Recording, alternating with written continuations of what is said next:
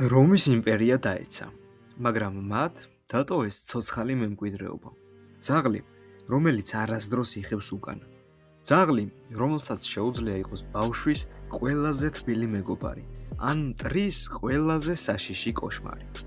მისი სახელია როტვეილერი. დღეს ჩვენ არ ვისაუბრებთ მასზე, როგორც უბრალოდ შინაურ ცხოველზე. ჩვენ მოგიყვებით მის გზას ალპების მთიდან გერმანიის ქუჩებამდე. გავიგებთ, როგორ გადაურჩა ეს ჯიში გადაშენებას სულ რაღაც 1 საუკუნის წინ და გავარკვევთ, იმსახურებს თუ არა ის მკვლელი სიარლიხს, რომელიც ჰოლივუდმა მიაკრა. ეს არის ერთადერთი ვიდეო, რომელიც როტვეილერზე უნდა ნახოთ. მოდი დავიწყოთ.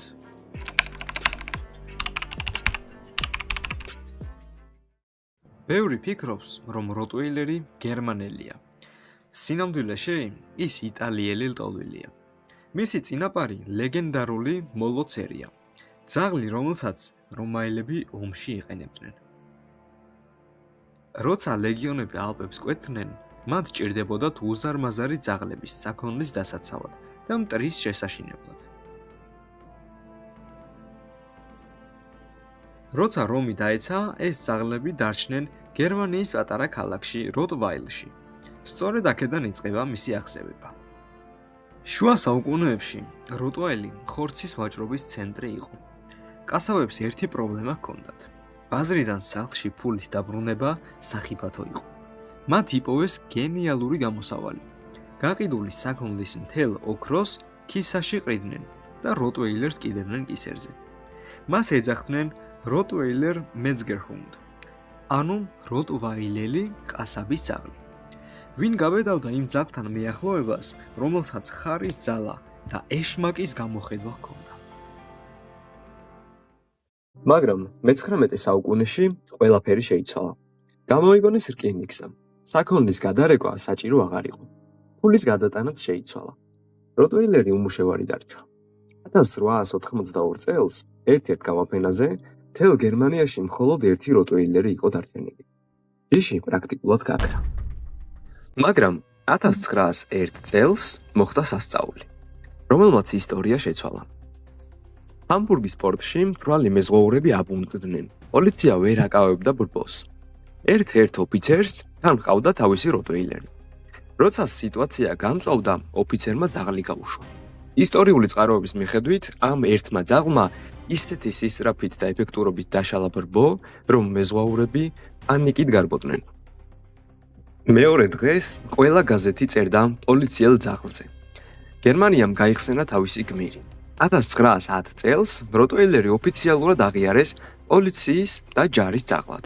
ის დაბრუნდა უფრო ძლიერი, ვიდრე ოდესმე.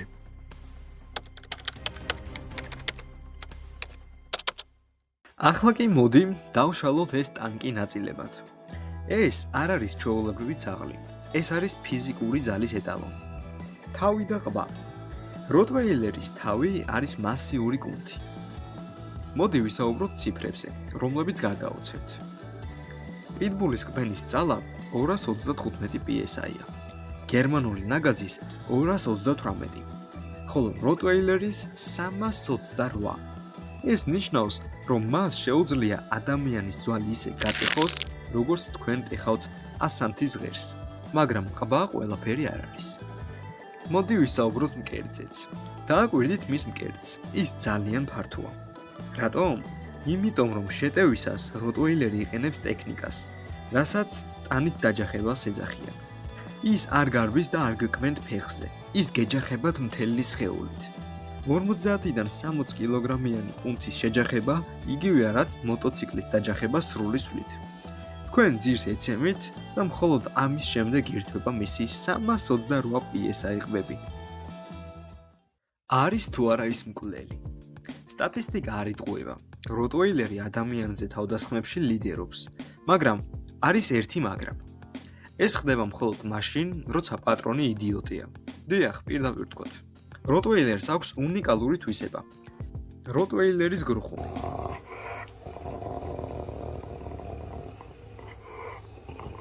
გესმით ეს ხმა? ბევრს გონია, რომ ძაღლი იღრინება და შეტევას აპირებს. სინამდვილეში ეს არის კატის კრუტონის როტვეილერული ვერსია. მას უბრალოდ სიამოვნებს. თუ თქვენ ამას ვერ არჩევთ აგრესიისგან, ეს ძაღლი თქვენთვის არ არის. პატარა ძაღლებისგან განსხვავებით, როტვეილერი არ არის ისტერიული. თუ საფრთხეა, ის არ დაიწყებს ყეფას, ის გაჩერდება, დაგაკვირდებათ და შემდეგ იმოქმედებს. ის არის ერთი პატრონის ძაღლი. მას ეყვარება თქვენი შვილები, თქვენი ცოლი, მაგრამ ღმერთი მისთვის იქნება მხოლოდ ერთი ადამიანი.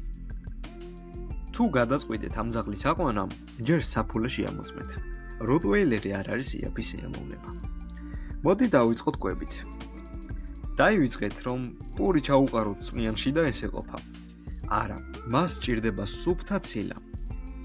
ზრდასრულმა როტვეილერმა დღეში უნდა ჭამოს 600-დან 800 გრამამდე ხორცი, ან სუპერ პრემიუმ კლასის მშრალი საკვები. იაფიანი საჭმელი მას კუჭს დაუნგრევს და ალერგიებს მისცემს. რაც შეეხება ჯანმრთელობას, მათი მთავარი მტერი არის სახსრების დისპლაზია და გულის პრობლემები. მეკობისას ის უნდა გაზარდოთ როგორც ბროლის ვაზა. არავითარი კიბეებზე სირბილი 1 წლამდე. არავითარი სიმძიმეების აწევა. მისი ძვლები სწრაფად იზრდება და ვერ ასწრებს გამაგრებას. თუ ლეკობაში დატვირთავთ, 5 წლის ასაკში ინვალიდს მიიღებთ. რაც შეეხება ვარჯიშს, მას სჭირდება დღეში მინიმუმ 2 საათი აქტიურობა. თუ მას ენერგიას არ დაახარჯინებთ, ის დახარჯავს თქვენ ზავეჯზე, დივანზე და კედლებზე. მაშ ასე, შევაჯამოთ. როტვეილერი არ არის სათამაშო. ეს არის ფერარი ძაღლების სამყაროში. ლამაზი, სწრაფი, ძლიერი, მაგრამ თუ ტარება არ იცით, აუცილებლად დაემტვრევით. არ იყიდოთ როტვეილერი, თუ პირველად ყავთ ძაღლი. გინდათ ძაღლი ეზოში ჯაჭვზე დასაბრმელად. ეს მას ფსიქიკურად დაანგრევს. და ასევე არ იყიდოთ როტვეილერი, თუ არ გაქვთ დრო და ფინანსები. იყიდეთ როტვეილერი, თუ გჭირდებათ მცველი, რომელიც სიცოცხლეს გაწირავს თქვენთვის.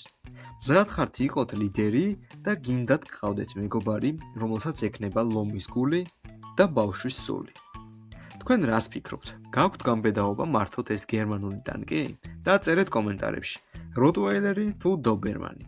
მომავალ ვიდეოში ჩვენ შევეხებით ძაღლს, რომელიც არ წყებს, არც იკბინება, მაგრამ მთელ უბანს აგიჟებს. გამოიცანით ვინ არის. გამოიწერი არხი.